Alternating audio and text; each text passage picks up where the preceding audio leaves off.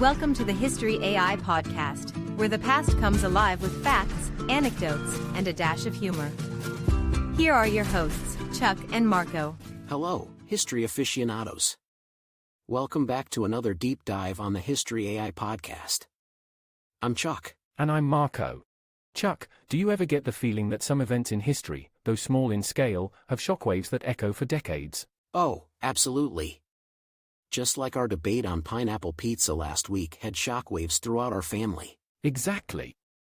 But today's topic is a bit more serious, and indeed, it sent shockwaves across nations. We're discussing the Thornton Affair. Let's set the stage for our listeners. The year is 1846. Texas, previously a Mexican territory, had been annexed by the U.S. a year prior. This annexation didn't sit well with Mexico, leading to disputes, especially about where the official border was. The U.S. claimed the Rio Grande as the boundary, while Mexico insisted it was the Nueces River, further north. It's interesting to note that this wasn't just about land.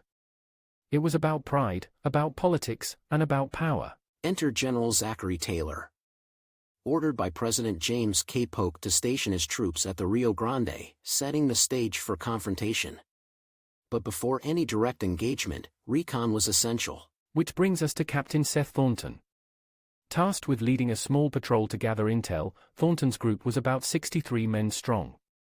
But as history often shows us, even small patrols can change the course of events. As they were scouting, they encountered a significantly larger Mexican force under General Anastasio Torrejon.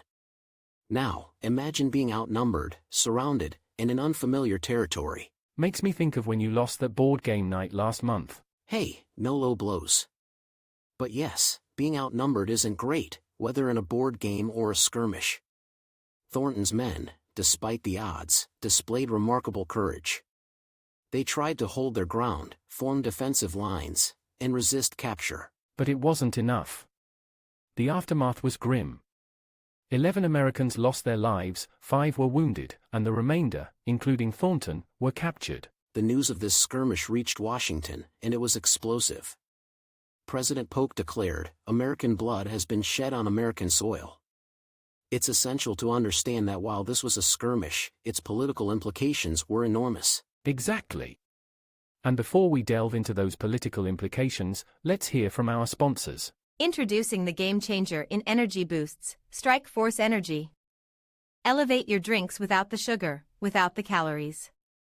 Whether you're hitting the gym, the office, or the great outdoors, a dash of Strike Force Energy supercharges your drink and you. Dive into strikeforceenergy.com to explore. And hey, here's a little spark. Use code UTSALAX24 at checkout for a cool 20% off. That's UTSALAX24. Strike Force Energy, the power-up you've been waiting for. Now, back to the Thornton Affair. This skirmish's aftermath set the U.S. on a path to a full-scale war with Mexico. In May 1846, the U.S. officially declared war. And wars have consequences. The U.S.-Mexico War ended with the U.S. gaining massive territories, essentially defining the shape of the modern U.S. This included areas like California, Nevada, Utah, and parts of several other states. However, this victory wasn't without its long-term challenges. The new territories reignited the debates on slavery and political representation. This further strained North-South relations, setting the stage for future conflicts, notably the Civil War. History is all about cause and effect. A small event, like the Thornton Affair, can indeed have long-standing consequences. And as we wrap up, let's remember the essence of history: to learn, to remember, and to avoid past mistakes. Couldn't have said it better, Marco. To our listeners, we hope you enjoyed this episode, and we'll be back with another historical journey soon. And don't forget to subscribe, share, and review. Every bit helps. Catch you next time.